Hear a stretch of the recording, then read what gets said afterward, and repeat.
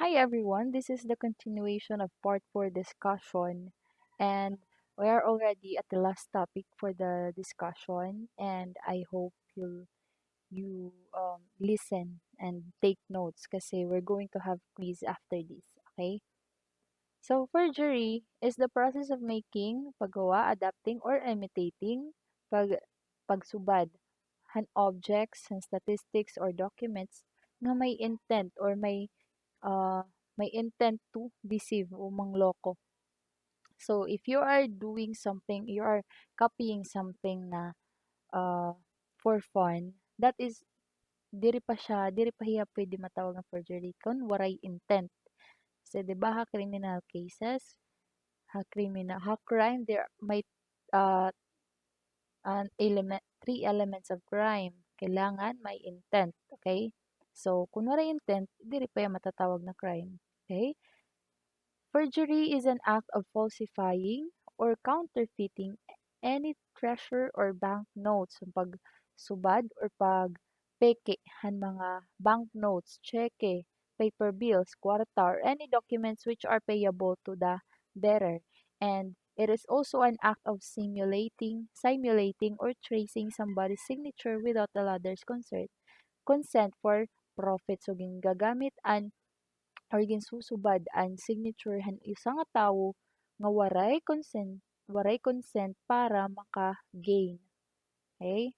There are types of forgery. First, we have the simple forgery.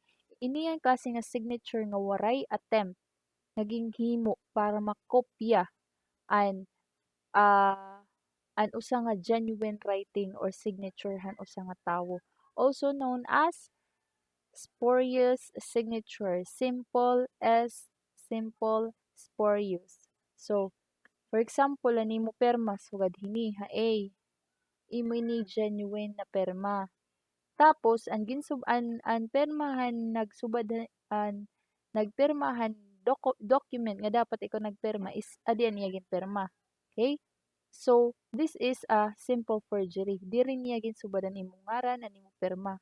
Basta-basta liya pumirma. Pero diri iya document. Okay? For simple forgery, waray attempt nga ginhimo para kopyahon ang imo original or genuine writing han usa nga tawo. Next, simulated or copied forgery. A forge from the word itself, copied. Self-explanatory, guys. Kasi nga forged signature which resemble the genuine signature written in freehand, consider this as the most skillful form of forgery. So, ang genuine ko no, example, aadi ang genuine, ungod. Aadi ang simulated or uncopied, sinubad. Kuha. So, if you can see, dali guti laan era diferensya from here kita alinin yung ini and this and curve dinhi ini nga curve ini versus hadi and curve didi versus didi and an angle and curve nganhi nga napasugad ini versus hadi. Another is you can see nga may difference sira dinhi and didi. At first glance, dili mo hiya mapapansin because handwriting, you can never write the same handwriting. Okay? Diri mo kun nakagsurat ka han primero, diri mo niya masusubad. Not unless kung skillful ka or may kung talaga imo skill pag handwriting. Sugad dinhi, skillful niya nga klase nga pagsubad. Kasi diri basta-basta sumubad, not unless ah, kung ang kana talaga, maro. So after processing as shown to the participant, can you spot the difference? Yes, may difference and damon iya difference. Kasi ah, amo ito ang pinakatrabahohan question document examiner to identify which is genuine. Yan kung identify liwat kung simulated or copied ang usa nga signature. For example, this. Ini nga mga ang ginkikitahan let's say, mga question document examiner, ito nga akong mga pinantudlo kanina like this, ni, ng mga katikangan, ang katapusan, taa. If there are any difference. Ang iya didi katapusan ha genuine, mas pointed. Unlike didi, may pen pressure. Bugos pa ang ballpen han pangtanggalal na.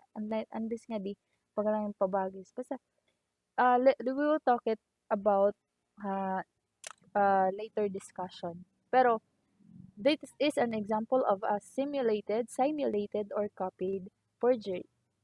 Cut and paste forgery.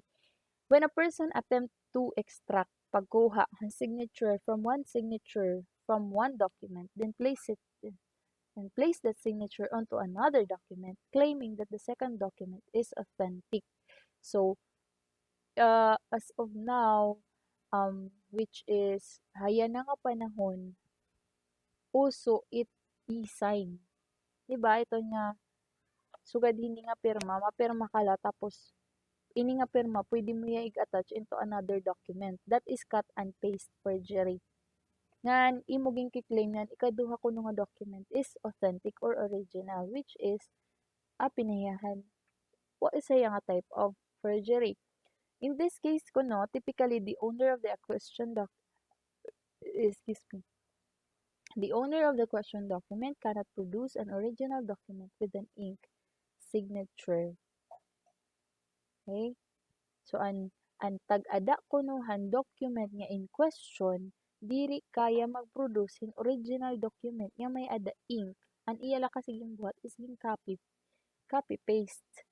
Gingkat niya nga han original document, gingkat niya ang signature nga gin-paste hadi nga second document. Yeah? Amo ito ang cut and paste forgery. Next, traced forgery. From the word itself, explanatory, traced. Forge a signature which closely resemble the genuine made by some tracing or drawing process or outline form.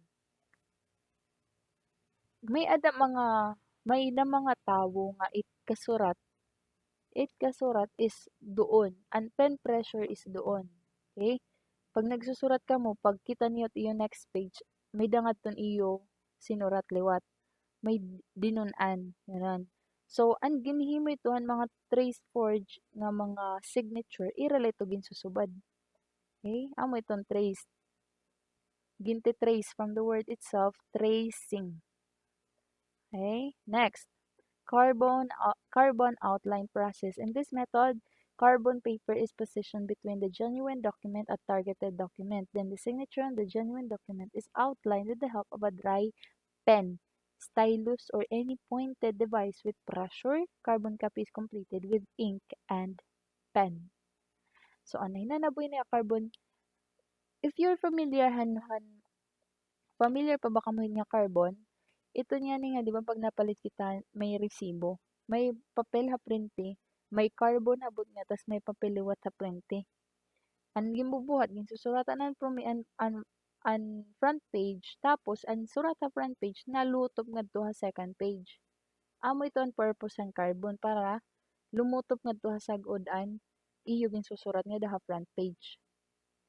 So that is an maram na makam siguro ko na ng carbon. Ha mga resibo, amo itong ginhimo nira. Pag napa-laundry, kita ko pag nagpapa-laundry, an era resibo, may the carbon ha in between two papers, two receipts. Kay amo ito ang pinaka-easiest way. Usa itong example, kung gamiton niyo ang carbon in forge, amo itong ginagamit nira. Pero ang nira ginagamit daw is dry pen, stylus, or any pointed device with pressure. Okay, indentation process. Hini nga method, a genuine document containing the model signature is positioned over the targeted document. Then the signature is outlined with a sharp and hard point with pressure. Signature in the target document is covered with ink and pen.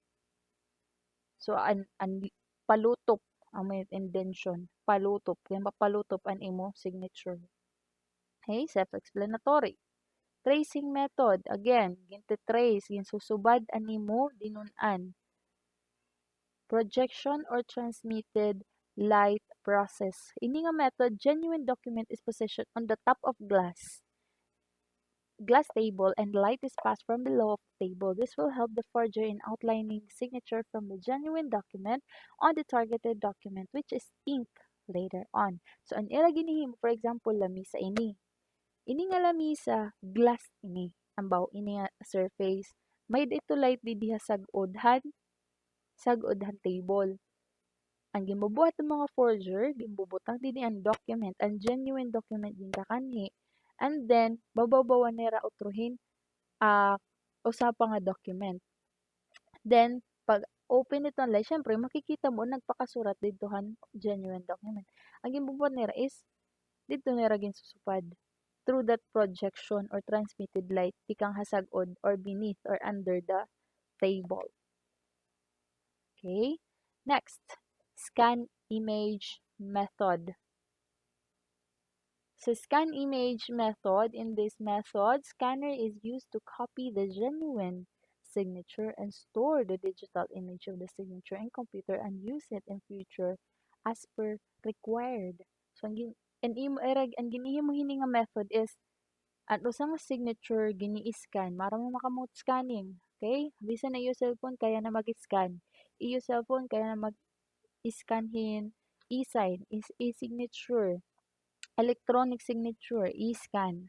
So, amo ni an scan image. Ini-scan lang nira ang image and then makakat nira ang signature and then i-store ko nira computer para magamit in the future. Okay? Pag siniring na forgery, pagsubad, copying, adapting, or imitating objects or symbols with the intent to deceive. Okay? May intention niya manloko. Pero joke, charis. So, okay, diri na ini. That is all for our prelim discussion. And if you have any question, clarification, suggestion, correction, or violent reaction, please do reply me at our LMS group, LMS class. I-reply nyo doon yung mga question or clarification or suggestion or kahit ano pa man yan. And I will try to reply it. Ngan, please prepare for quiz. Thank you and bye-bye!